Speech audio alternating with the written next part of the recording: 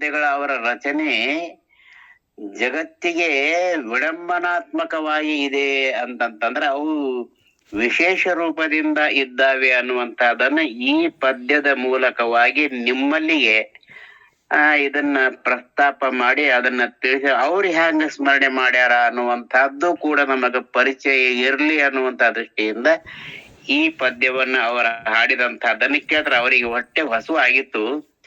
ಯಾರು ಅನ್ನಕತ್ತಲಿಲ್ಲ. ಪರಮಾತ್ಮ, ಹೇ ಗುರುನಾಥ, ಹೇ ತಾಯಿ, ಹೇ ಶಾಂಭವಿ, ನನ್ನ ಈ ಒಡಲ ಕಿಚ್ಚನ್ನು ನೀನಿ ಹ್ಯಾಂಗ ಸಮಾಧಾನ ಪಡಿಸಿ ತಾಯಿ, ನನಗ ಪ್ರಸಾದ ನೀಡು ಅಂತ ಕೇಳ್ಯಾರ. ಆ ಪ್ರಸಾದವನ್ನು ಆ ತಾಯಿಯಲ್ಲಿ ಇವರು ಹೇಗೆ ಕೇಳಿದ್ದಾರೆ ಅನ್ನುವಂತಹದನ್ನ ಅವರ ಪದ್ಯದ ಮೂಲಕವಾಗಿ ತಿಳುವಳಿಕೆಗೆ ಸ್ವಲ್ಪ ನಾವು ತಿಳಿದುಕೊಳ್ಳೋಣ ಅಂತ ಇವತ್ ನನ್ನ ಅಪೇಕ್ಷೆ ಆಗಿದೆ.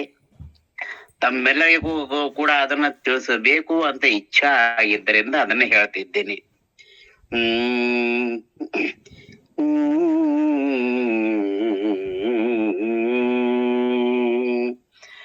ಆ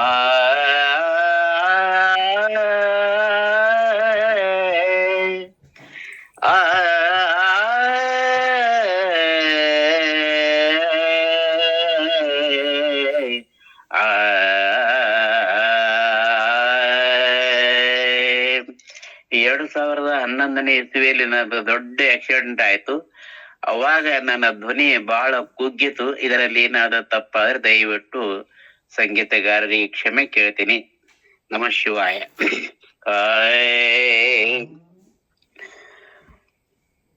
ಹೊಟ್ಟೆ ಕಿಚ್ಚಿನ ಮುಂಡೆ ಬಾರೆ, ನನ್ನ ಹೊಟ್ಟೆ ಹಸಿದಿದೆ ಮಲಿ ತಾರೆ ತಾರೆ, ಹೊಟ್ಟೆ ಕಿಚ್ಚಿನ ಮುಂಡೆ ಬಾರೆ. ನೋಡ್ರಿ, ಆ ಹೊಟ್ಟೆ ಕಿಚ್ಚು ಅಂತಂದ್ರ ಹೊಟ್ಟೆಯಲ್ಲಿ ಹಸಿವಾದಾಗ ಅಗ್ನಿ ಪ್ರಭಾವ ಜಾಸ್ತಿ ಆಗ್ತದ, ನಮಗೆಲ್ಲ ತ್ರಾಸ ಆಗ್ತದ ಅನ್ನ ಭಾವದಿಂದ. ಅದಕ್ಕೆ ಅಂತಹ ಪ್ರಸಂಗದಲ್ಲಿ ಏನು ದೊರೆಯದೇ ಇದ್ದಾಗ ಆ ಮಹಾನ್ ಶರಣರಾಗಿರ್ತಕ್ಕಂಥ ಕೃಷ್ಣಾವಧೂತರು ಮತ್ತು ವೆಂಕಾವಧೂತರು ಬ್ರಾಹ್ಮಣರು ಇವರಿಬ್ರು ಅಂತ ಕೇಳಿದ್ದೀವಿ. ಅಂಥ ಅವಧೂತರು ಆ ತಾಯಿಯನ್ನು ಕುರಿತು ಆಹಾರವನ್ನು ತಿನ್ನಲಿಕ್ಕೆ ಪ್ರಸಾದವನ್ನು ಕೇಳ್ತಾರ. ಅದಕ್ಕೆ ಹೊಟ್ಟೆ ಕಿಚ್ಚು ಅಂತಂದ್ರೆ ಹೊಟ್ಟೆಯಲ್ಲಿ ಹುದುಗಿರುವಂತಹ ಅಗ್ನಿ ಅಂತ ಇದೆ ಅರ್ಥವನ್ನ ಮಾಡ್ತಾರ ಅವರು.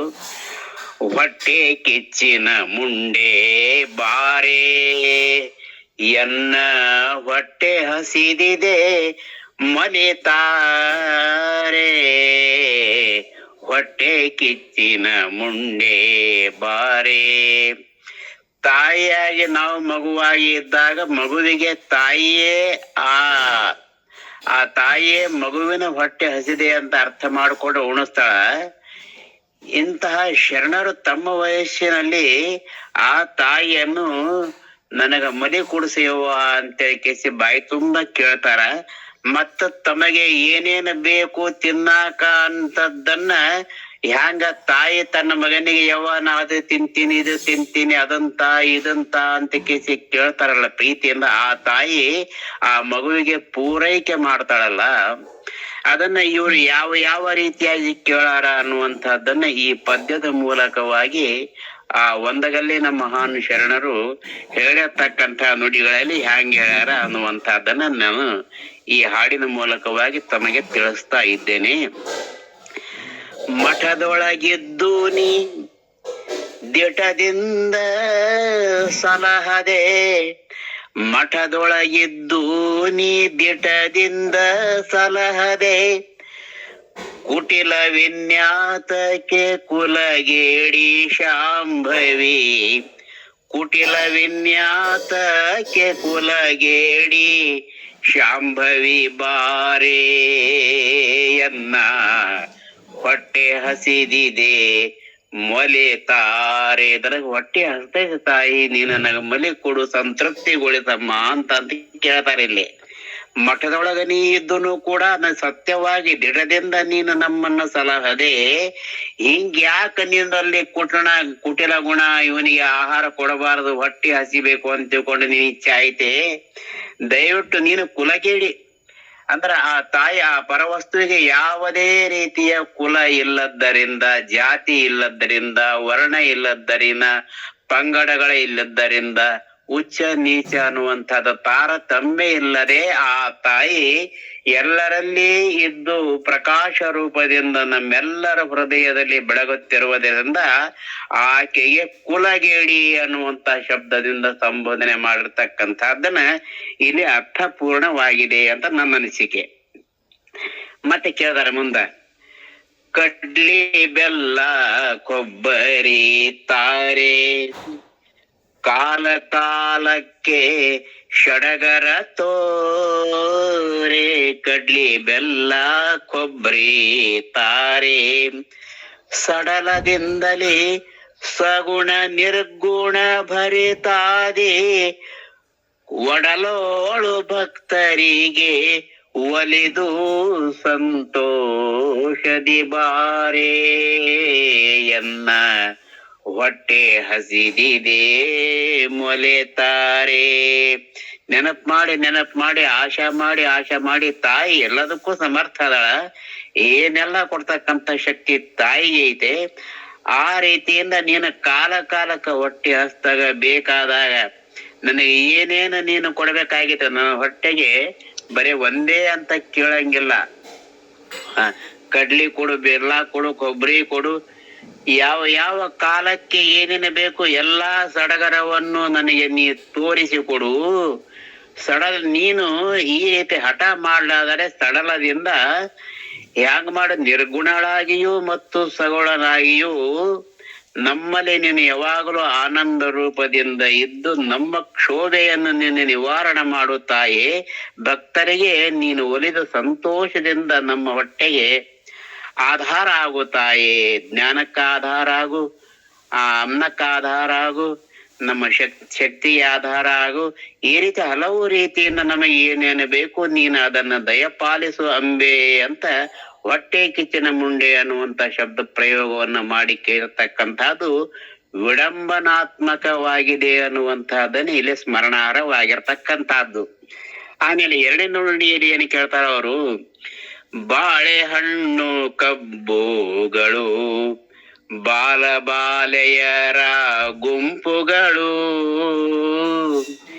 ಏಳು ಭೂಮಿಗೆ ಸೋಪಾನ ಏರುತ ಇಳವುತ ವ್ಯಾಳೆಗೆ ಗುರು ಲಿಂಗದ ಸಮಯಕ್ಕೆ ಬಾರೆ ಎನ್ನ ಹೊಟ್ಟೆ ಹಸಿದಿದೆ ಮಲಿತಾರೆ.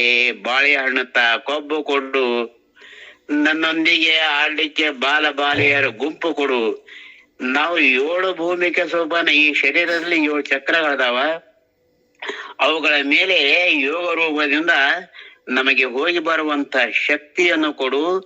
ಸೋಪಾನ ಏರುತ ಅಂತಂದ್ರೆ ಒಳ್ಳೆಯ ಅಧಿಕಾರಕ್ಕೆ, ಅಂದ್ರೆ ತನ್ನ ನಿಶ್ಚಿತವಾಗಿರ್ತಕ್ಕಂಥ ಮನುಷ್ಯತ್ವದ ಗುರಿಯನ್ನು ಸಾಧಿಸಲಿಕ್ಕೆ ನೀನು ಕೊಟ್ಟಂತ ಈ ಶರೀರ ನಮಗೆ ಅನುಪಾನವಾಗಲಿ. ನನಗೆ ಆ ಹಾಲಿನ ರೂಪದಲ್ಲಿ ನಿನ್ನ ಮೊಲೆಯುಂಡ ಸಂತೋಷದಿಂದ ಆಗಿರುವಂತಹ ಸಂತೋಷದಿಂದ ನಮ್ಮನ್ನ ನೀನು ವ್ಯಾಳಕ್ಕೆ ಗುರು ಲಿಂಗ ಸಮಯದಲ್ಲಿ ನೀನು ನಮಗೆ ಒದಗಿಸಿಕೊಡುವಂತ ಈ ಮಹಾತ್ಮರು ಈ ರೀತಿಯಿಂದ ತಮ್ಮ ಹೊಟ್ಟೆ ಹಸಿವನ್ನು, ಎಲ್ಲರಿಗೂ ಹಸಿವಾಗ್ತದ, ಆದ್ರೆ ಶರಣರಿಗೆ ಮಹಾತ್ಮರಿಗೆ ಆಗತಕ್ಕಂತ ಹಸಿವು ಎಂತದ್ದು ಅಂತಂದ್ರೆ ಪಾರಮಾರ್ಥಿಕ ವಿಷಯವಾಗಿ ಇರತಕ್ಕಂತ ಹಸಿವೆಯೇ ಪಾರಮಾರ್ಥಿಕ ಪರಮಾರ್ಥವಾಗಿದೆ ಅಂತ ಇಲ್ಲಿ ಅರ್ಥ ಮಾಡ್ಬೇಕು ಅಂತ ಹೇಳ್ತಾರ. ಮತ್ತೆ 3ನೇ ನುಡಿಯಲ್ಲಿ ಹೇಳ್ತಾರ, ನವವಿಧ ಪಾಯಸಗಳು ಮನೋಹರ ಗಾರಿಗೆ ಪೂರಿಗಳು. ನೋಡು, ಪಾಯಸ ಕೊಡು, ಎಷ್ಟು 9 ವಿಧದ ಪಾಯಸಗಳು ಮನೋಹರ, ನೋಡ್ಲಿಕ್ಕೆ ಕಣ್ಣಿಗೆ ಮತ್ತು ತಿನ್ನಲಿಕ್ಕೆ ಸ್ವಾದಪೂರಿತವಾದಂತಹ ಆಹಾರಗಳನ್ನು ನೀ ನನಗೆ ಕೊಡು, ಗಾರಿಗೆ ಪೂರಿ ಕೊಡು ಅಂತ ಕೇಳಿದ್ದಾರೆ. ಹೀಗೆ ನವನೀತ ಅಂದ್ರೆ ಬೆಣ್ಣೆ ಅಂತ ಅರ್ಥ. ನವನೀತದಿಂದಲೇ ನೀನು ನಾನಾ ದೇವರ ತಾಯಿ, ನಿನ್ನ ಅವತಾರಗಳು ಜಗತ್ತಿನಲ್ಲಿ ಅಸಂಖ್ಯಾತ, ಅವುಗಳನ್ನು ವರ್ಣಿಸಲಿಕ್ಕೆ ಸಾಧ್ಯವಿಲ್ಲ. ಸಮುದ್ರದಲ್ಲಿ ಇದ್ದಂಥ ಉಸುಕಿನ ಕಣಗಳು ಎಷ್ಟದಾವೋ ಅಷ್ಟಕ್ಕಿಂತಲೂ ಅಧಿಕವಾಗಿರ್ತಕ್ಕಂಥ ನಿನ್ನ ಅವತಾರ ಇದೆ. ಹೇ ತಾಯಿ ನಾನಾ ದೇವರ ತಾಯಿ, ಜ್ಞಾನಿಗಳ ಮನದೋಳು ಗಳಿಲನೆ ಮರೆಯದೆ ನೀನು ಜ್ಞಾನಿಗಳ ಮನಸ್ಸಿನೊಳಗೆ ನಿಂತು ತಡ ಮಾಡ್ಲಾರ್ದಂಗ ಗಳಿಲನೆ ಆಗಿಂದಾಗಲೇ ತಕ್ಷಣ ನೀ ನಮ್ಮನ್ನು ರಕ್ಷಿಸು ತಾಯೇ, ಮರಿಬೇಡ ನಮ್ಮನ್ನ ಅಂತ ಅವರು ಆ ತಾಯಿ ಭಗವತಿಯನ್ನು ಕೇಳಿಕೊಳ್ತಾ ಇದ್ದಾರೆ. ಇನ್ನು 4ನೇ ನುಡಿಯಲ್ಲಿ ಅವರು ಕೇಳ್ತಾರ, ಇಲ್ಲಿ ಏನು ಕೇಳ್ತಾರ ಅಂದ್ರೆ, ಬೆಂಡು ಕೊಡು, ಬತ್ತಾಸು ಕೊಡು, ಲಡ್ಡು ಕೊಡು, ಬೆಣ್ಣಿ ಕೊಡು, ಕಾಸಿದ್ದ ತುಪ್ಪ, ಚಿಣಿಪಾಲು, ಕಣಕಣವಾಗಿರ್ತಕ್ಕಂಥ ತುಪ್ಪ, ಶ್ರೇಷ್ಠವಾಗಿರ್ತಕ್ಕಂಥ ದಾಜ್ಯಗಳನ್ನು ನನಗೆ ಕೊಡು ಅಂತಂತ ಕೇಳ್ತಾರ. ಆಮೇಲೆ ಬ್ಯಾಡ ಬ್ಯಾಡ ಅಂದ್ರು ಕೂಡ ಹ್ಯಾಂಗ ತಾಯಿ ತನ್ನ ಮಗನಿಗೆ ಅದನ್ನ ನೋಡು ಇದನ್ನ ನೋಡು ಇದನ್ನ ತಿನ್ನು ಅಂತ ಕೇಸಿ ತಿನ್ಸಾಕ ಪ್ರಯತ್ನ ಮಾಡ್ತಾಳ. ಬೇರೆ ಕಡೆ ಲಕ್ಷ್ಯ ಹೋದರೂ ಕೂಡ ಆ ತಾಯಿ ಉಣಿಸೋದನ್ನ ಆ ಮಗನಿಗೆ ಹ್ಯಾಂಗ ಬಿಡಂಗಿಲ್ಲ.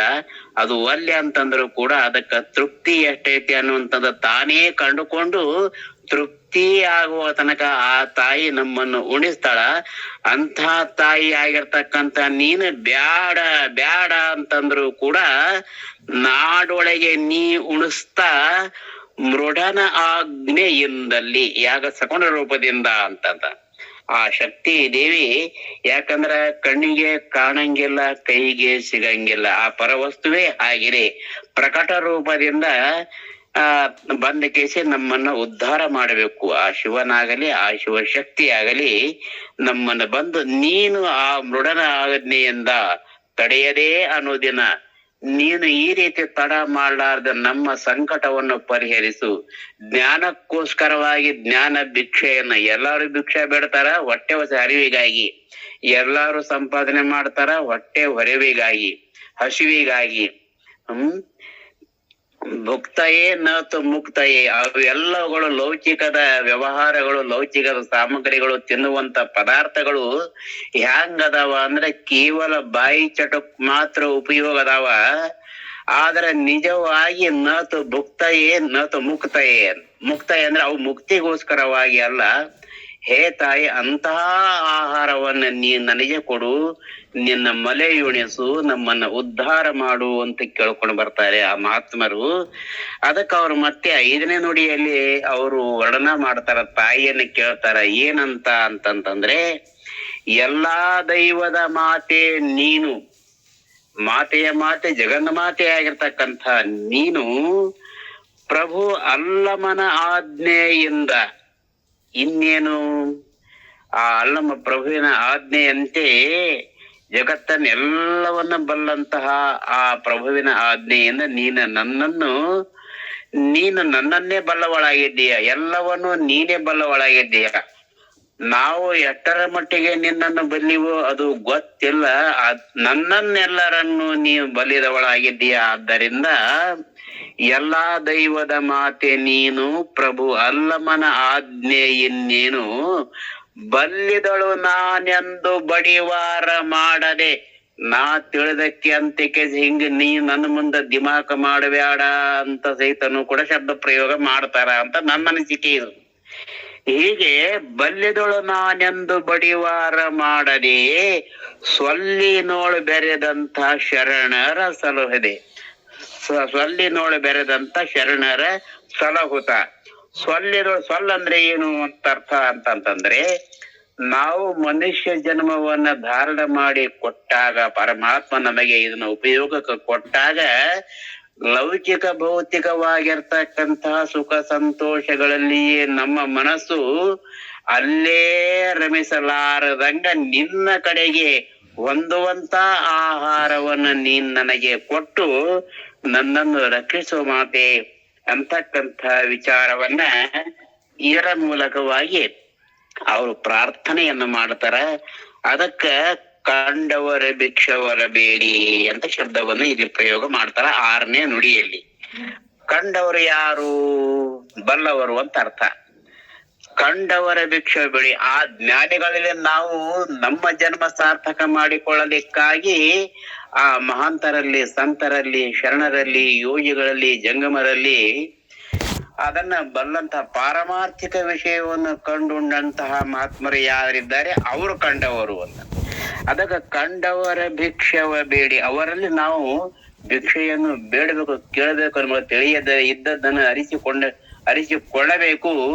ಅವರು ಒಬ್ಬ ಗುರುವಿನಿಂದ ಪಡೆದವರೇ ಆಗಿರ್ತಾರ, ಮತ್ತೊಬ್ಬರಿಗೆ ಅದನ್ನ ತಿಳಿಸ್ತಾ ಹೋಗ್ತಾರ. ಈ ಸನಾತನ ಧರ್ಮ ಈ ರೀತಿಯಿಂದ ಪರಮಾತ್ಮನ ಇರುವಿಕೆಯನ್ನ ಸತ್ಯ ನಿತ್ಯ ಅನ್ನುವಂತಹದ್ದನ್ನ ತಿಳಿಸ್ತಾ ನಮಗೆಲ್ಲ ಉಪದೇಶ ಮಾಡುವಂತಹರಾಗ್ತಾರೆ. ಅದಕ್ಕೆ ಕಂಡವರ ಭಿಕ್ಷವ ಬೇಡಿ ಕಾಡ ಸಿದ್ಧರಿಗೆ ಎಡೆಗಳ ಮಾಡಿ ಅಂತ ಶಬ್ದವನ್ನು ಪ್ರಯೋಗ ಮಾಡ್ತಾರೆ. ಕಾಡ ಸಿದ್ಧರಿಗೆ ಎಡೆಗಳ ಮಾಡಿ ಅಂತಂದ್ರೆ ಸೂಕ್ಷ್ಮ ವಿಚಾರದಿಂದ ಅದು ತತ್ವಜ್ಞಾನದ ಬಗ್ಗೆ ಮಾಡಿರ್ತಕ್ಕಂಥ ಅದು ಸಂಬೋಧನೆ ಅಂತ ಅರ್ಥ ಮಾಡಿಕೊಂಡು, ಅದಕ್ಕ ನೀನು ಕಂಡಂತೆ ನುಡಿಯುವತ್ತ ನೀ ಹ್ಯಾಂಗ ಕಂಡುಕೊಂಡಿದಿ, ಎಲ್ಲರಿಗೆ ಹ್ಯಾಂಗ ಕರುಣಿಸಿದಿ. ಕಂಡಂತೆ ನುಡಿಯುತ್ತ ಅಂತಂದ್ರೆ ಯಥಾರ್ಥವಾಗಿ ಯಾವುದನ್ನ ಕಾಣಬೇಕು ಅದೇ ಕಾಣಬೇಕು. ಅದು ಕಂಡಂಗ ಅಂತಂದ್ರೆ ಮತ್ತೊಂದಲ್ಲ, ಪಾರಮಾರ್ಥಿಕ ಲೌಕಿಕವಾಗಿ ಅಲ್ಲ, ಇದು ಪಾರಮಾರ್ಥಿಕವಾಗಿ ಅದು ಲೌಕಿಕವಾಗಿ ಅಲ್ಲ ಅನ್ನುವಂತಹದ್ದನ್ನೆಲ್ಲ ಸ್ಮರಣೆ ಮಾಡ್ಕೊಂತ ನೀನು ನನಗೆ ವ್ಯರ್ಥ ಟೈಮ್ ಪಾಸ್ ಮಾಡಲಾರದೆ ನಿನ್ನ ದರ್ಶನಕ್ಕೆ ಯಾವುದು ಯೋಗ್ಯವಾಗಿದೆಯೋ ಅದನ್ನ ನನಗೆ ನೀನು ದಯಮಾಡಿ ನನಗೆ ಕರುಣಿಸು ಅಮ್ಮ, ನನಗೆ ದಯ ಪಾಲಿಸು, ಆ ಶಕ್ತಿಯನ್ನು ಕೊಡು ಅಂತಂತ ಕೇಳ್ತಾ ನೀನು ಕಂಡಂತೆ ಕುಣಿಯೂತ ಕಾಲವ ಕಳೆಯೂತ ಬಂಡಾಗಿ ತಿರುಗುವ ಬಗಳಾಂಬಾ ಪಾರ್ವತಿ.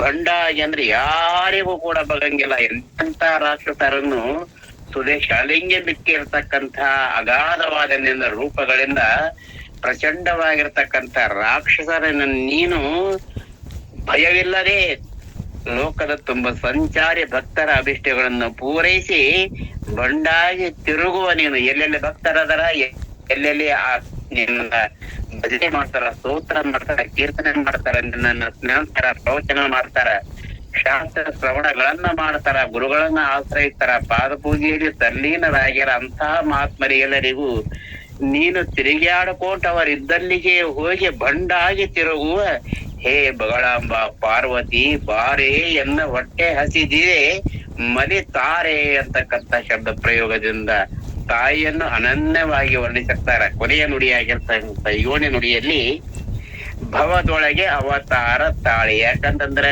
ಕಾಣಾರ್ದಂತಹ ವಸ್ತು, ಕಣ್ಣಿಗೆ ಕಾಣಂಗಿಲ್ಲ, ಕೈಗೆ ಸಿಗದಂತ ಅಂತ ವಸ್ತು ಹ್ಯಾಂಗ ಪ್ರಕಟಗೊಳ್ಳಬೇಕು ಅಂದ್ರ ವಸ್ತು ರೂಪದಿಂದ ಮಾನವ ರೂಪದಿಂದ ಪ್ರಕಟಗೊಳ್ಳಬೇಕು ಅಂತ ಮಹಾತ್ಮರು ಪೂಜ್ಯರು ಹೇಳಿರ್ತಕ್ಕಂಥ ನುಡಿಗಳಲ್ಲಿ, ಅವರ ಪ್ರವಚನಗಳಲ್ಲಿ, ಅವರ ಶಾಸ್ತ್ರ ಜಿಜ್ಞಾಸದಲ್ಲಿ ಆ ವಸ್ತು ಪ್ರಕಟ ರೂಪ ಆಗ್ಬೇಕಂದ್ರೆ ಒಂದು ಸ್ತ್ರೀಯಾಗಿರ ಇಲ್ಲಿ ಅವತಾರ ತಾಳಬೇಕು, ಇಲ್ಲ ಪುರುಷ ರೀತಿಯಿಂದ ಆದ್ರೂ ಅವತಾರ ತಾಳಬೇಕು. ಅದಕ್ಕೆ ಶಕ್ತಿ ಅವತಾರದಿಂದನೂ ಕೂಡ ಅನಂತ ರೂಪವಾಗಿ ಅವತಾರ ತಾಳ್ಯಾಳ, ಮತ್ತು ಪುರುಷರ ರೂಪದಿಂದಲೂ ಕೂಡ ಅವತರಿಸಿ ಗುರುವಾಗಿ ಬಂದು ಗುರು ಶಿಷ್ಯರ ಸಂಬಂಧವನ್ನು ಬೆಳೆಸಿ ಆ ತಾಯಿ ಉದ್ಧಾರ ಮಾಡೋದಕ್ಕೆ ಕಾರಣರಾಗ್ತಾರ ಅಂತಕ್ಕಂಥದ್ದನ್ನ ಈ ಯಾವ ಭುವನದೊಳಗೆ ಒಂದಗಲ್ಲ ಅಂತಕ್ಕಂಥ ಗ್ರಾಮದಲ್ಲಿ, ಅದು ಮಂತ್ರಾಲಯದ ಸಮೀಪ 4-5 ಕಿಲೋಮೀಟರ್ದಲ್ಲಿ ಇರ್ತಕ್ಕಂಥ ಜಾಗ. ಆ ಮಾವ ಅಳಿಯ ಇಬ್ಬರು ಕೃಷ್ಣಾವಧೂತರು, ವೆಂಕಾವಧೂತರು ಅಂತ ಇಬ್ರು. ಅದಕ್ಕ ಭವದೊಳಗ ಅವತಾರ ತಾಳಿ ಭಕ್ತಿ ಜ್ಞಾನ ಯುಕ್ತಿಗಳೆಲ್ಲ ನಾವು ಕೇಳಬೇಕು.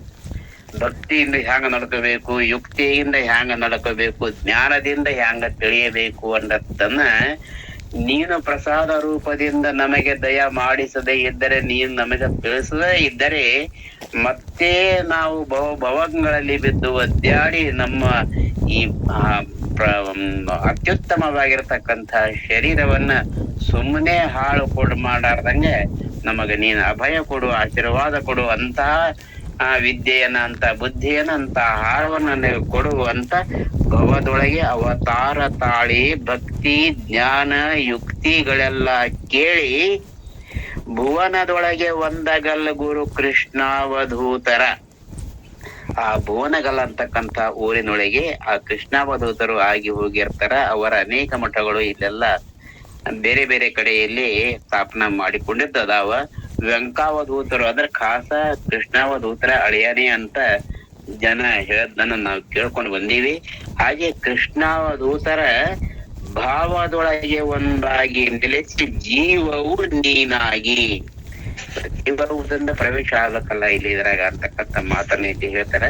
ತಿಳಿದ ಮೇಲೆ ಆ ಜೀವ ಅನ್ನುವಂತಹದ್ದು ಇರಂಗಿಲ್ಲ, ಈಶ್ವರನೇ ತಾನಾಗ್ತಾನ, ಆ ಪರಬ್ರಹ್ಮ ವಸ್ತುವೇ ತಾನಿದ್ದಾನೆ ಅಂತಕ್ಕಂಥದ್ದು ಯಾವಾಗ ನಮ್ಮಲ್ಲಿ ಪ್ರಕಟಗೊಂಡು ಅರಿವಿಗೆ ಬರ್ತದ ಅವಾಗ ನಾವು ನಿಶ್ಚಿಂತರಾಗ್ತೀವಿ, ನಮ್ಮ ಹೊಟ್ಟೆಗೆ ಹಸುವಿಲ್ಲ ಅಂತದನ್ನ ಈ ಪದ್ಯದ ಮೂಲಕವಾಗಿ ಕೃಷ್ಣಾವಧೂತರು ಹೇಳಿದಂತಹ ವಿಶೇಷ ಅರ್ಥದೊಂದಿಗೆ ಇವತ್ತಿನ ವಿಶೇಷ ಪದ್ಯದ ಮೂಲಕವಾಗಿ ಇವತ್ತಿನ ಸತ್ಸಂಗದಲ್ಲಿ ನಿಮ್ಮಲ್ಲಿಗೆ ನಾನು ನನ್ನ ಅನುಭವವನ್ನು ಸದ್ಗುರುವು ಸಾಕಷ್ಟು ಹೇಳ್ತಾನ ಖರೆ, ಆದ್ರೆ ನಮಗದು ಎಷ್ಟು ಅರ್ಥ ಆಗತ್ತದೋ ಅದು ಮುಖ್ಯ.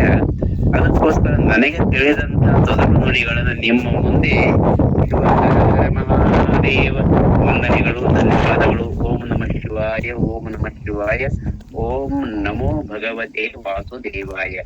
ಓಂ ನಮೋ ಭಗವತೆ ವಾಸುದೇವಾಯ ಅನ್ನುವಂತ ಉಪದೇಶವನ್ನ ನಾರದ ಮುನಿಗಳು ಆ ಧ್ರುವ ಮಹಾರಾಜನಿಗೆ ಉಪದೇಶ ಮಾಡತಕ್ಕಂತ ಮಂತ್ರ. ಕೆಲವೊಬ್ರು ಉಪದೇಶವನ್ನ ಕಿವಿಯಲ್ಲೇ ಉಸಿರ್ತಾರ, ಕೆಲವೊಬ್ಬರು ಪ್ರಕಟ ರೂಪದಿಂದ ಅವರಿಗೆ ವಸ್ತು ರೂಪದಿಂದ ಕರುಣಿಸಿಕೊಡ್ತಾರ, ಮತ್ತೊಬ್ಬರು ಬಿಚ್ಚು ಬಿಚ್ಚಾಗಿಯೇ ಆ ಮಂತ್ರವನ್ನು ಉಪದೇಶ ಮಾಡಿರ್ತಕ್ಕಂತ ಪ್ರಸಂಗಗಳು ನಿಂತ್ಕೊಂಡಿವಿ. ಯಾಕಂದ್ರೆ ಕೋಣಮುಂಡೆ ಗಂಡ ಅಂತಕ್ಕಂತಹ ಮಹಾನ್ ಭಕ್ತ ಮಹಾರಾಷ್ಟ್ರದಲ್ಲಿ ಹೇ ದಗಡಿ ಜಾ ಅಂತಕ್ಕಂತ ಗುರುಗಳ ಬಾಯಿಯಿಂದ ಬಂದಿರತಕ್ಕಂತ ಮಾತನ್ನೇ ಅವರು ಪ್ರಸಾದ ರೂಪವಾಗಿ ಅಂತ ತಿಳ್ಕೊಂಡು ಪರಮಾತ್ಮ ನನಗೆ ನೀನು ಉಪದೇಶವನ್ನು ಕೊಡು ತಂದೆ ಅಂತ ಬೆನ್ನ ಹತ್ತಿರ್ತಾನಾತ. ಹಾಗೆ ಬೆನ್ನ ಹತ್ತಿದಾಗ ಇವನಿಗೆ ಇಂದಿಲ್ಲ ನಾಳೆ ಎಲ್ಲ ಆಗ ಬಾ ಈಗ ಬಾ ಹೋಗು ಅಂತ ಗುರುಗಳು ಅದನ್ನ ತತ್ವ ಪರೀಕ್ಷೆಯನ್ನು ಮಾಡಿ ಮುಂದೂಡ್ತಾ ಇದ್ದಾರೆ. ಒಂದು ದಿವಸ ಒಬ್ಬರ ಮನೆಯಲ್ಲಿ ಗುರುಗಳು ಕುಂತಾಗ ಈತ ಹೋಗಿ ಪರಮಾತ್ಮ ನನ್ನನ್ನು ಕಾಪಾಡು, ನನ್ನನ್ನು ರಕ್ಷಿಸು, ನನಗೆ ನೀನು ಉಪದೇಶ ಮಾಡು ಅಂತ ತಿಳ್ಕೊಂಡಿಕೆ ಕೇಳಿದಾಗ ನಿಂದೇನ ಕಾಟ ಬಹಳ ಆತಲ್ಲ ಅಂತ ತಿಳ್ಕೊಂಡಿಕೆ ಆ ಶಿಷ್ಯನ ಮೇಲೆ, ಆ ಭಕ್ತರ ಮೇಲೆ ಮೊದಲ ಒಂದು ಎಲೆ ಕೊಟ್ಟುವಂತ ಗುಂಡು ಬಿದ್ದಿರ್ತೈತೆ. ಆ ಗುಂಡು ತಗೊಂಡು ಹೋಗಿ ಖೇ ದಗಡಿ ಜಾ ಅಂತ ಕೇಸಿ ಮರಾಠಿಯಲ್ಲಿ ಉಪದೇಶ ಮಾಡ್ತಾರ ಆ ಗುರುಗಳು ಆ ಭಕ್ತನಿಗೆ. ಖೇ ಅಂತಂದ್ರೆ ತಗೋ ಅಂತ, ದಗಡಿ ಅಂತಂದ್ರೆ ಕಲ್ಲು ಅಂತ ಅರ್ಥ, ಜಾ ಅಂದ್ರೆ ಹೋಗು ಅಂತ ಅರ್ಥ. ಖೇ ದಗಡಿ ಜಾ, ಈ ತಗೋ ಕಲ್ ತಗೊಂಡು ಹೋಗ ಅಂತ ಕೇಸಿ ಅವ್ನಿಗೆ ಕುಂತರು ಒಗಿತಾರ. ಆ ಗುಂಡು ಬಂದು ಅವನ ಎದೆ, ಆ ಭಕ್ತನ ಎದೆಗೆ ಬಂದು ಅಪ್ಪಿದ ಕೂಡಲೇ ಆಗ ಆತ ಅಪ್ಪಚ್ಚಿ ಮಾಡ್ಕೊಂಡು ಕೇಸಿ ಹೃದಯದಲ್ಲಿ ಗಟ್ಟಿ ಹಿಡಿದುಕೊಳ್ತಾನೆ. ಪರಮಾತ್ಮ ಗುರುದಾಸ ನನಗೆ ಇವತ್ತಿನ ದಿವಸ ಉಪದೇಶ ಮಾಡಿದ ಖೇ ದಗಡಿ ಅಂತ ಮಂತ್ರ ಉಪದೇಶ ಮಾಡಿದ, ನನಗೆ ಲಿಂಗಾರ್ಚನೆಯ ರೂಪದಲ್ಲಿ ಮಾಡ್ಲಿಕ್ಕೆ ಈ ಗುಂಡ ಈ ಪರಮಾತ್ಮನ ಈ ಸ್ವರೂಪವನ್ನು ಕೊಟ್ಟ ಅಂತ ಅರ್ಥ ಮಾಡಿಕೊಂಡು ಅವ ಅದನ್ನ ಅಪ್ಪಿಕೊಂಡು ಕೇಸಿ ಪ್ರತಿನಿತ್ಯ ಯಾರು ಹೇಳದ ಮುನ್ನ, ಕೋಳಿ ಕೂಗದ ಮುನ್ನ ಆ ಭಕ್ತ ಎದ್ದು ಕೇಸಿ ಶಿವಲಿಂಗ ಪೂಜೆಯನ್ನು ಅದೇ ಕಲ್ಲನ್ನ ಶಿವಲಿಂಗ ಅಂತ ತಿಳ್ಕೊಂಡು ಅರ್ಚನೆ ಮಾಡ್ತಾ ಬಹಳ ದಿವಸ ರಾತ್ರಿ ಹಗಲು ಬಿಟ್ಟು ಬಿಡಲಾರದೆ ಹೆಜ್ಜೆ ಹೆಜ್ಜೆಗೆ ಮಾತು ಮಾತಿಗೆ ನಡೀತಾ ಬರ್ತಾ ಹೋಗ್ತಾ ಅವರು ಆತ ಏಕನಿಷ್ಠೆಯಿಂದ ಘೇ ದಗಡೀಜ ಘೇ ದಗಡೀಜ ಘೇ ದಗಡೀಜ ಅಂತ ಇದನ್ನೇ ಮಂತ್ರವನ್ನ ಮಾಡಿಕೊಂಡು ಆತ ನುಡಿತಾ ಇರ್ತಾನ. ಆ ಶಿವಲಿಂಗವನ್ನ ಕಲ್ಲಿನ ರೂಪದ ಶಿವಲಿಂಗವನ್ನು ತಿಳ್ಕೊಂಡು ಭಾವನೆ ಮಾಡಿಕೊಂಡು ಪೂಜೆ ಮಾಡ್ತಾ ಇರ್ತಾನ. ಕೊನೆಗೆ ಒಂದ್ ದಿವ್ಸ ಇಂಥ ಪರೀಕ್ಷೆ ಆತನಲ್ಲಿ ಬರ್ತದಂತಂದ್ರೆ, ಆ ಊರಲ್ಲಿ ಒಣ ಬೇಸಾಯ ಮಾಡ್ತಿದ್ರು ಎಲ್ಲರೂ, ನೀರಿದ್ದಲ್ಲ ನೀರಿಗೋಸ್ಕರ ಒಂದು ಕೆರೆಯನ್ನ ಕಟ್ಟಬೇಕು ಅಂತ ಕೊಟ್ಟ ಸಂಕಲ್ಪ ಮಾಡಿ ಕೆರೆಯನ್ನ ಕಟ್ಲಿಕ್ಕೆ ಪ್ರಾರಂಭ ಮಾಡಿದ. ದೊಡ್ಡ ಕೆರೆಯನ್ನು ವಿಶಾಲವಾಗಿ ಕೆತ್ತರ, ಆದ್ರೆ ಅದರಲ್ಲಿ ಎಲ್ಲಿ ಎಷ್ಟು ಅಗದರೂ ಕೂಡ ನೀರ್ ಬರಂಗಿಲ್ಲ. ಇದು ಹ್ಯಾಂಗ ತುಂಬಿಸುದು ಅಂತ ವಿಚಾರ ಮಾಡ್ತಾರ. ಯಾವ್ರು ದಾರ್ಶನಿಕರು ಬಂದು ಹೇಳ್ತಾರೆ, ಯಾರು ಇದರಲ್ಲಿ ಒಂದು ಕಲ್ಲು ಇದೆ, ಆ ಕಲ್ಲನ್ನು ಯಾರು ಕಿತ್ತಾರ ಆ ಕಿತ್ತಿದವರಿಗೆ ಈ ಕೆರೆಯಲ್ಲಿ ನೀರು ಬರ್ತದ ಅಂತ ಅವ್ರಿಗೆ ವಿಚಾರ ಕೇಸಿ ನೀವು ಅದನ್ನ ಗುಂಡು ತೆರೆಸಿದ್ರಪ್ಪ ಅಂದ್ರೆ ಅಲ್ಲೇ ಜಲ ಪುಟಿತದ ಅಂತಕ್ಕಂಥ ಮಾರ್ಗದರ್ಶನ ಮಾಡ್ತಾರ. ಆ ಪ್ರಕಾರ ಊರವ್ರು ಇರ್ತಕ್ಕಂಥ ಎಲ್ಲರೂ ಯಾರು ಅದ್ರ ಎಲ್ಲರೂ ಬಂದು ಆ ಗುಂಡುಗಲ್ಲಿಗೆ ಪೂಜೆ ಮಾಡ್ತಾರ, ಕಿತ್ತಾಕ ಪ್ರಯತ್ನ ಮಾಡ್ತಾರ, ಆಗಂಗಿಲ್ಲ. ಅವಾಗ ಕೊನೆಯಲ್ಲಿ ಈ ದಗಡಿಜಾತಿಗೆ ತೋಡಿ ಜಯಿಸಿದ್ದು ಉಪದೇಶವನ್ನು ತಗೊಂಡು ನಿಂತಿದ್ದಲ್ಲ, ಜೋರಾಗಿ ಹೇಳಿ ಹೋಗತ್ತಿದ್ರು ಅವರು, ಎದೆಗೆ ಸ್ಪರ್ಶ ಆಗಿತ್ತು ಗುಂಡದು. ಅದನ್ನ ದಿನ ಭಕ್ತಿಯಿಂದ ಪೂಜೆ ಮಾಡ್ತಾ ಆ ಭಕ್ತ ಪರಮಾತ್ಮ ನೀನೊಬ್ಬ ಹೊಳ್ದಿಯಪ್ಪ, ಈಗ ಬಂದ್ ಕೇಸಿ ಆ ಗುಂಡ ನೀನ್ ಹಂಗಾರ ಮಾಡಿ ತೆಗಿಬೇಕು, ನೀನು ಪೂಜೆ ಮಾಡುವ ಅಂತ ಕೇಸಿ ಆತನನ್ನು ಕೂಡ ಕರೆದುಕೊಂಡು ಹೋಗ್ತಾ. ಆದ ಹೋಗಿ ಆ ಬಂಡೆಗಲ್ಲಿಗೆ ವಿಭೂತಿ ಹಚ್ಚಿ ಕುಂಕುಮ ಹಚ್ಚಿ ಆ ತನ್ನ ಗುರು ಕೊಟ್ಟಂತ ಮಂತ್ರವನ್ನ ಘೇ ತಗಡಿ ಜಾ ಅಂತ ಹೇಳಿದಂತ ಉಪದೇಶದ ಅದು ಮಂತ್ರನೇ ಅಂತ ಕೇಳ್ಕೊಂತಾನ ಆತ. ಆ ಮೂಲಕವಾಗಿ ಹಾರೆಯನ್ನು ಹಾಕಿ ಒಂದು ಏಟಿಗೆ ಚಿಮ್ಮಿದ ಕೂಡಲೇ ಹಿಂಗ ಸೊನ್ನೆ ಹಾಕಿ ಕಿತ್ತಿದ ಕೂಡಲೇ ಆ ದಗಡಿ ಆ ಗುಂಡು ಆ ದೊಡ್ಡ ಬಂಡೆ ಕೆತ್ತಿ ಬೀಳ್ತದ. ಅವಾಗ ಅಲ್ಲಿದ್ದ ವಿಶೇಷವಾಗಿರ್ತಕ್ಕಂಥ ಜಲ ಪ್ರವಹಿಸ್ತದ. ಎಲ್ಲರೂ ಮೇಲ್ ದಂಡಿಗೆ ಬರ್ತಾರ. ಕ್ಷಣ ಮಾತ್ರದಲ್ಲಿ ಆ ಕೆರೆ ತುಂಬಿ ಹೋಗಿರ್ತದ. ಇಂತಹ ಶಕ್ತಿ ಗುರುನಾಥನ ಮಂತ್ರದಲ್ಲಿ ಇದೆ. ಗುರು ಗೌಪ್ಯವಾಗಿಯೂ ಉಪದೇಶ ಮಾಡ್ತಾನ, ಕೃತಿ ಮೂಲಕವಾಗಿಯೂ ಮಾಡ್ತಾನ, ಕರ್ಮೋಪಾಸನೆಗಳಲ್ಲಿಯೂ ಭಕ್ತಿಯಲ್ಲಿಯೂ ಜ್ಞಾನದಲ್ಲಿಯೂ ಯೋಗದಲ್ಲಿಯೂ ಕೂಡ ಪ್ರಕಟ ಮಾಡ್ತಾನ. ಅದಕ್ಕ ಈ ಓಂ ನಮೋ ಭಗವತೆ ಅಂತ ವಾಸುದೇವಾಯ, ಓಂ ನಮೋ ಭಗವತೆ ವಾಸುದೇವಾಯ ಅನ್ನುವಂತ ಮಂತ್ರ ಏನೈತಲ್ಲ, ಇದು ಧ್ರುವ ಮಹಾರಾಜರಿಗೆ ನಾರದರು ಉಪದೇಶ ಮಾಡಿರ್ತಕ್ಕಂಥ ಮಂತ್ರ.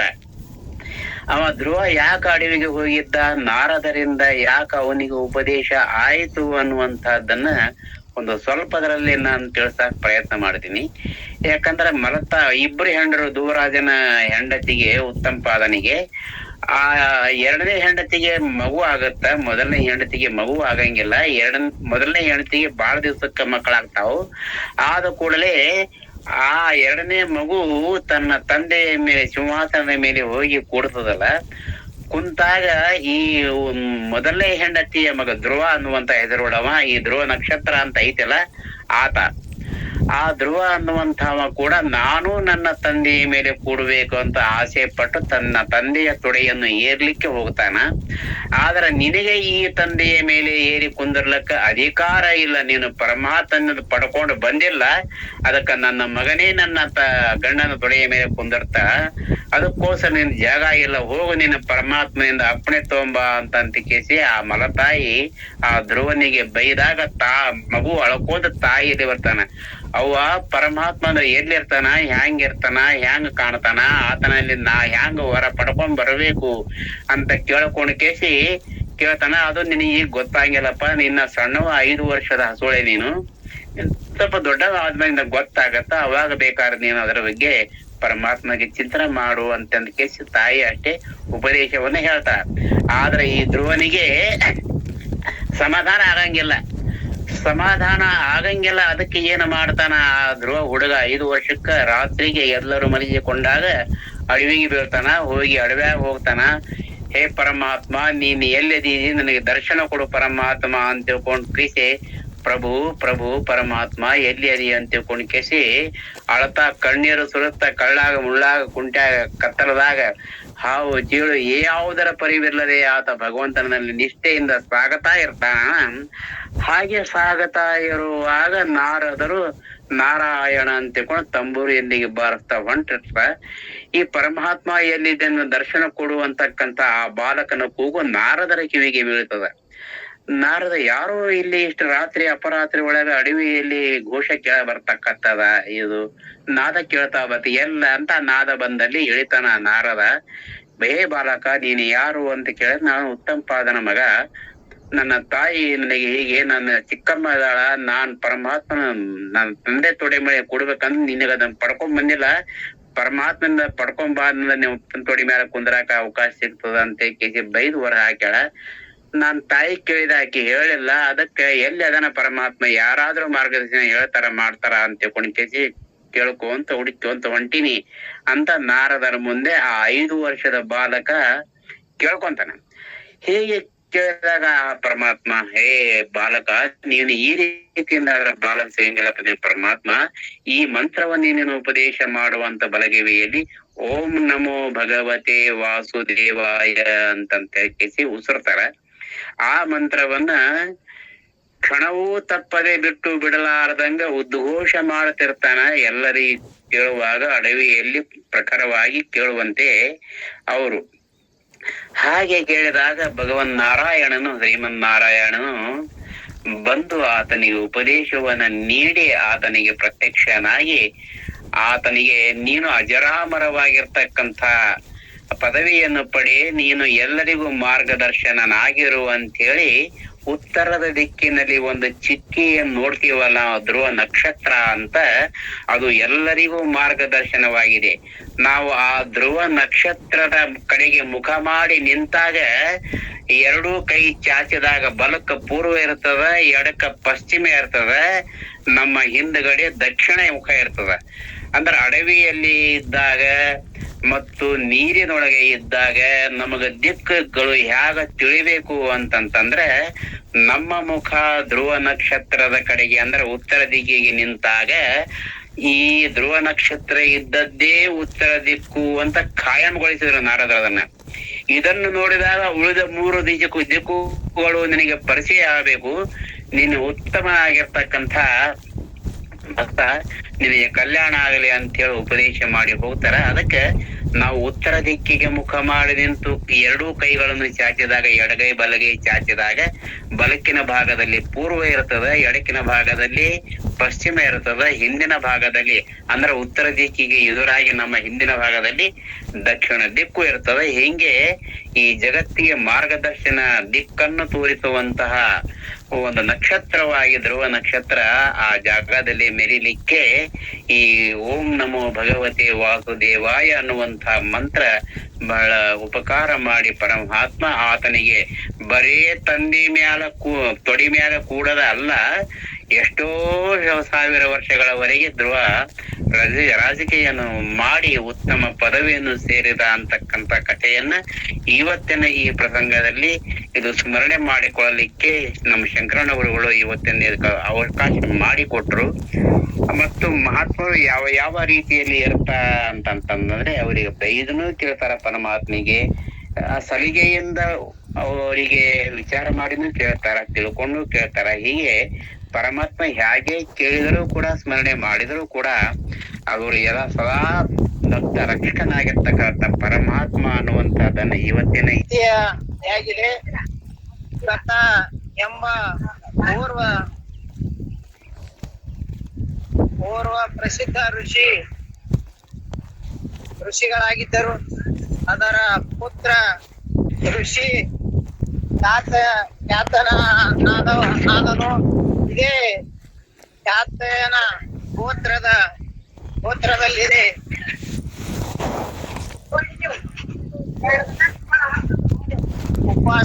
ಖ್ಯಾತ ಪ್ರಸಿದ್ಧ ಮಹರ್ಷಿ ಖ್ಯಾತನೆಯವರ ಹುಟ್ಟಿದ್ದರು.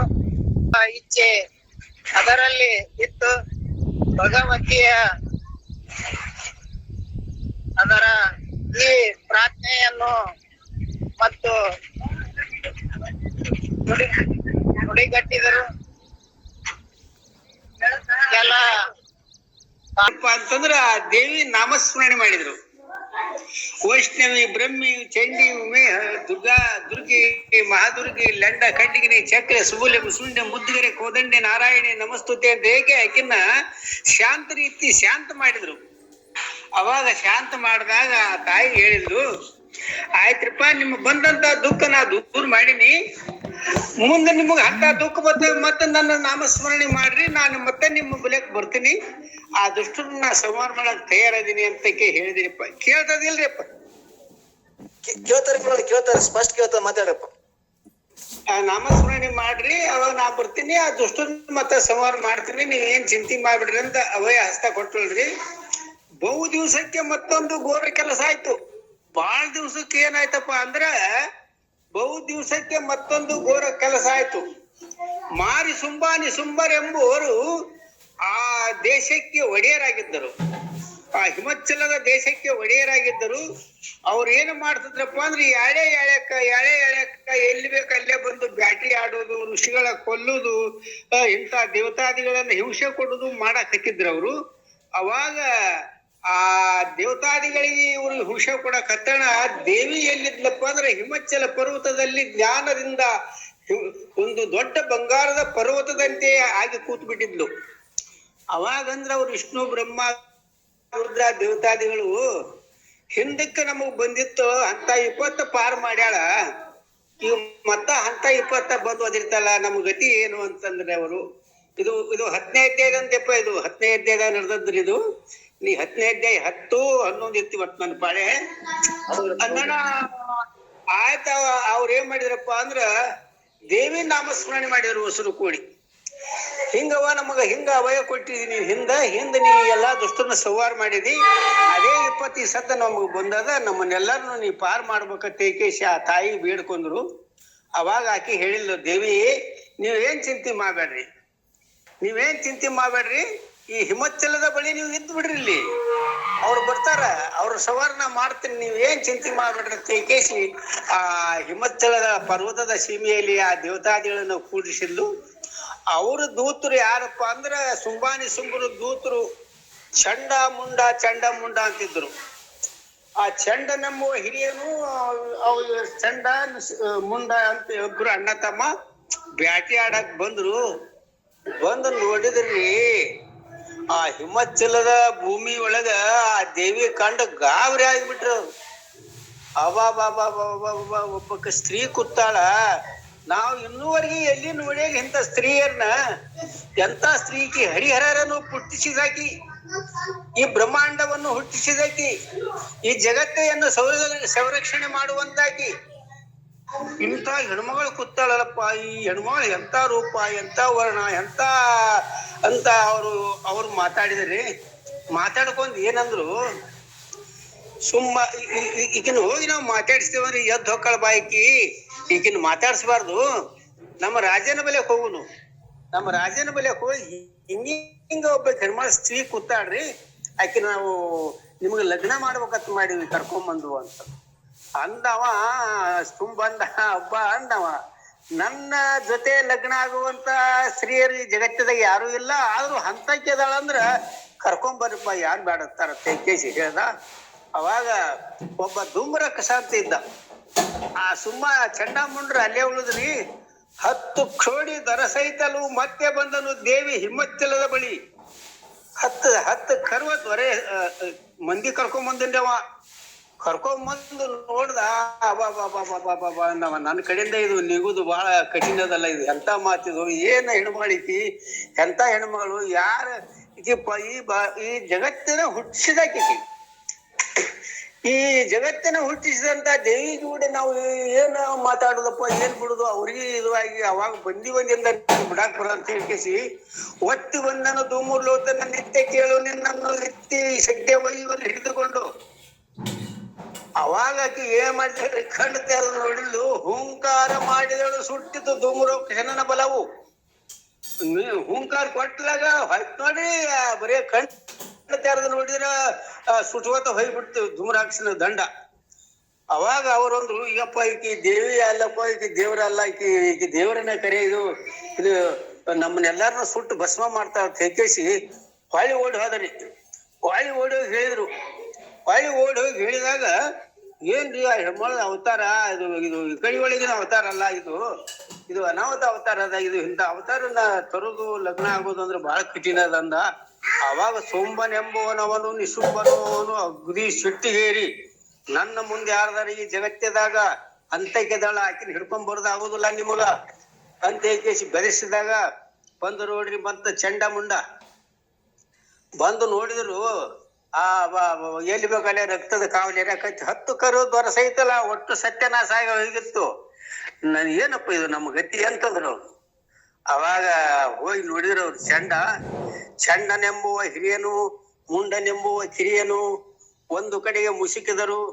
ಅವ್ರಂದ್ರು, ಈಕಿನ ಕಾಣಬಾರ್ದಂದ್ರು ಅವ್ರು, ಜೋರ್ ಈಕಿನ ಕಂಡೇ ಒಂದ್ರ ಈಕಿ ನಮ್ಮನ್ನು ಬಿಡುದಲ್ಲಪ್ಪ, ನಮ್ಮನ್ನು ಸುಟ್ಟು ಬಿಡ್ತಾಳೆ ಈಕಿ ಅಂತ ಕೇಳಿ ಅವ್ರು ಏನ್ ಮಾಡಿದ್ರು ಅಂದ್ರ, ಚಂಡ ತಗಲಿದ ಒಂದು ಕಡೆಯಲ್ಲಿ, ಮುಂಡ ತಗಲಿದನ ಒಂದು ಕಡೆಯಲ್ಲಿ, ಚಂಡದಂಡೆದಿ ಉದುರಿಸಿದ್ರು ದೇವಿಯ ಶಿರದ ಮೇಲೆ. ಅಂತ ಬಾಣ ಹೊಡ್ಯಾಕತ್ತಿ ಬಿಟ್ರು. ಅಂತ ಬಾಣ ಹೊಡ್ಯಾಕತ್ತಿ ಆಕೆಗೆ ಹಿಡದನ್ನೋದು. ಇವರೆಲ್ಲ ರಾಕ್ಷಸರು, ಆಕೆ ದೇವಿ ಆತ್ಮಜ್ಞಾನ. ಆಕೆ ಏನ್ ಮಾಡಿಲ್ಲಪ್ಪ ಅಂದ್ರ, ಚಂಡನನ ಚೆಂಡಿಕೆ ಹಿಡಿದು ತುಂಡಿಸಿದಳು ಮಾ ಬಲವ, ಮುಂಡನನ ಚೆಂಡಿಕೆ ಹಿಡಿದು ತುಂಡಿಸಿದಳು ಅವನ ಹೆಂಡಕ. ಹೊಡಿ ಚಂಡ ಮುಂಡ್ರು ಅವ್ರಿಬ್ರು ಹೋದ್ರಪ್ಪ. ಅದ್ರಾಗ ಸತ್ವಂದ್ ಹೋದು. ಮತ್ತೆ ಉಳಿದ ದಂಡು ಓಡಿ ಹೋಯ್ತು. ಓಡಿ ಹೋಗಿ ಅಲ್ಲಿ ಹೇಳಿದ್ರು, ಏನ್ರಿ ಆಕಿನ ಅವತಾರ ಈಗಡಿದಲ್ಲ, ಹೆಣ್ಮಳು ಯಾರು ಆದ್ರೂ ಈಡಿಲ್ಲ, ನಾವ್ ಹೇಳ್ರು ನೀವು ನಿಮ್ಗ ಏನಾರ ಇದು ಮಾಡಿದ್ರೆ ಮಾಡಿ ಹೋಯ್ತು ಅಂತಂದಾಗ ಅವಾಗ ಅವ ಅಂದ ಅಬಾಬಾಬಾಬಾ ಅಂದವ.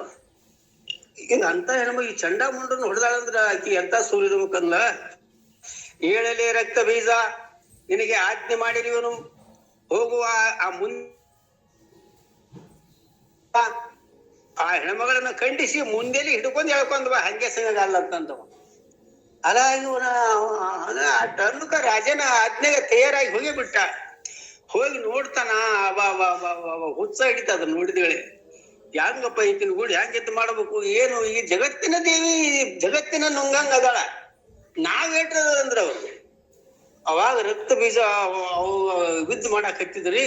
ಅವಾಗ ದೇವಿ ಒಂದು ವರ ಇತ್ತ, ಅವಾಗ ಬ್ರಹ್ಮನ ವರ ಇತ್ತ. ಅವಂಗು ಒಂದ್ ಹನಿ ರಕ್ತ ಭೂಮಿಗೆ ಬಿದ್ರ ಅವನಂಗ ಶಾರೀರ ತಾಳೆ ಆಯುಧ ಧರಿಸಿ ದೇವಿಯನ್ನು ಮುತ್ತಲು ಹೋಗುವರು. ಅವನಂಗನೇ ಅವತಾರ ಒಂದೇ ಹನಿ ಭೂಮಿಗೆ ಬಿದ್ದಳೇನೆ ಕೈಯಾಗ ಕತ್ತಿ ಹಿಡ್ಕೊಂಡು ದಾರಿ ಹಿಡ್ಕೊಂಡು ಆಕಿನ ಊಡ್ ಹೋಗಿ ಯುದ್ಧ ಮಾಡಕ್ ಹತ್ತಿದ್ರು. ಹಿಂಗ್ ಎಷ್ಟ್ ದಿನ ಮಾಡಿದ್ರ ಅಂದ್ರಿ, ಸಹಸ್ರ ವರ್ಷ ಮಾಡಿದ್ರ ಅವರು. ಅವಾಗ ನೋಡಿದ್ಲು ಇಡೀ ಜಗತ್ತೆ ತುಂಬಾ ಅವ್ರೇ ಆದ್ರಪ್ಪ ಬಬ್ಬ ಅನ್ಲಕ್ಕಿ. ಪಾಳಿ ನೋಡಿದ್ರು ಅವರೇ ಕಾಣ್ತಾರ, ಮುಂದ್ ನೋಡಿದ್ರು ಅವರೇ ಕಾಣ್ತಾರ, ಮುಗ್ಗಲ್ ನೋಡಿದ್ರು ಅವರೇ ಕಾಣ್ತಾರ. ಏನ್ ಯೋಚನೆ ಮಾಡ್ಬೇಕು, ಯಾರ ಕಡೆಯಿಂದ ಇಂಥ ವರ ಇವ ಪಡೆದ? ಅವಾಗ ಅಕ್ಕಿ ಯೋಚನೆ ಮಾಡಿದ್ಲು ದೇವಿ, ಇದು ರಕ್ತ ಬೀಜದ ವಂಶ, ಇದು ರಕ್ತ ಒಂದಿನಿಗೆ ಭೂಮಿಗೆ ಬಿತ್ತಂದ್ರ ಇವನಂಗ ತಯಾರಾಕಾರ. ಅದ್ರ ಸಂಬಂಧ ಇವನು ನಿಮಗೆ ಭೂಮಿಗೆ ಕೆಡುಕೊಡಬಾರ್ದು ಅಂತ ಕೇಸಿ ತನ್ನ ನಾಲಿಗೆಯನ್ನು ಹಾಸಿದಳು ಭೂಮಿಗೆ, ಹೊಡೆದಳು ಚೆಂಡನ ಚೆಂಡಿಕೆಯನ್ನು ಹಿಡಿದು, ರಕ್ತನ ಚೆಂಡಿಕೆಯನ್ನು ಹಿಡಿದು, ಕೆಡೆದಳು ಶೂಲದಿಂದ ಹೊಡೆದು ನಮ್ಮದು ಸತ್ಯನಾಶ ಮಾಡಿ ಆ ನಾಲಿಗೆ ಭೂಮಿಗೆ ಹಾಸಿ ಬಿಟ್ಲು. ನಾಲಿಗೆ ಭೂಮಿಗೆ ಹಾಸಿ ಆ ಹೊಡಿದು ಅದ್ರಾಗ ಕೆಡುವುದು, ಹೊಡೆದು ಆಣಿಕಲ್ಲನ ಆಡುತ್ತ ತಿಂದು ಹುಂಕರಿಸಿದಳು ದೇವಿ. ನೋಡ್ರಿ ಅವ್ರನ್ನ ಅವಾಗ ಆಕಿ ಆಣಿಕಲ್ಲಿ ತಿನ್ನಂಗ ಹಾಕಿರ್ತದ, ಹಂಗೆ ಎಡಗಲೆ ಬರಗಲೆ ಹಾಕುದ. ಅವಾಗ ಆಕಿ ಏನಾಯ್ತವ್ರ ಅವಾಗ ಹುಂಕರಿಸಿದಳು ದೇವಿ. ಅಬ್ಬರದಿಂದ ಅಗದಿ ಅವಾಗ ಹಟ್ಟಿ ತಂದು ಬಂತು. ಓಸು ಇವು ಸತ್ಯನಾಶ ಆದ್ರಿ ಓಡಿ ಹೋದ್ರಿಯಪ್ಪ. ಮತ್ತು ಹಾಳಿ ಹಿಂಬರಿಕಿ ಓಡಿ ಹೋದಾಗ ಅಲ್ಲಿಗೆ ಮತ್ತೆ ಇವ್ರೇ ಬರ್ಬೇಕ್ರಿ, ನಿಪ್ಕೊಂಡ್ರಿಬ್ರು ಚೆನ್ನ ಸುಂಬಾನಿ ಸುಂಬರವರು, ನಾನು ನೀನು ಅಹಂಕಾರ ಇವ್ರೇ ಓಡ್ಬೇಕಲ್ಲ. ಓಡಿ ಅವರು ಅಲ್ಲಿಗೆ ತಟಸ್ತಾ ಇತ್ತು. ಮುಂದೆ ಗತಿ ಏನೈತಿ ವಿಚಾರ ಮಾಡ್ಬೇಕಂತ ಕೇಸಿ ನಿಧಾನ ಮಾಡಿದ್ರಿ. ಅವಾಗ ದೇವಿ ಶಾಂತ ಆದಳು. ಅವರೆಲ್ಲಾ ದೇವತಾದಿಗಳು ಬಂದು ಮತ್ತೆ ಆಕೆ ಸ್ತುತಿ ಮಾಡಿದ್ರು. ಹಿಮಾವತಿ ಭಾವೆ ಭೋಗಾರ್ತೆ ಕಮಲೆ ಕಾತ್ಯಾಯನಿ ಕರಾಳ ವಿಜಯ ಜಮದೆಯ ಅರಸಪೂರ್ತಿ ಅಮೃತೆ ಅಂಬಿಕೆ ಅನ್ನಪೂರ್ಣೇಶ್ವರುಡೆ ಶಮಿ ಶ್ರುತ ಶಿವವಾಹಿನಿ ಹಿಂಗೆಲ್ಲಾ ಆಕೆ ಸ್ತೋತ್ರ ಮಾಡಿ ಆಕೆ ಶಾಂತ ಮಾಡಿದ್ರಿ. ಆ ಸಂಬಂಧ 10ನೇ ಅಧ್ಯಾಯದಾಗ ಬರ್ತದ್ರಿ, ಮುಂದಿನ 11ನೇ ಅಧ್ಯಾಯದಾಗ ಬರ್ತಾರ್ರಿ.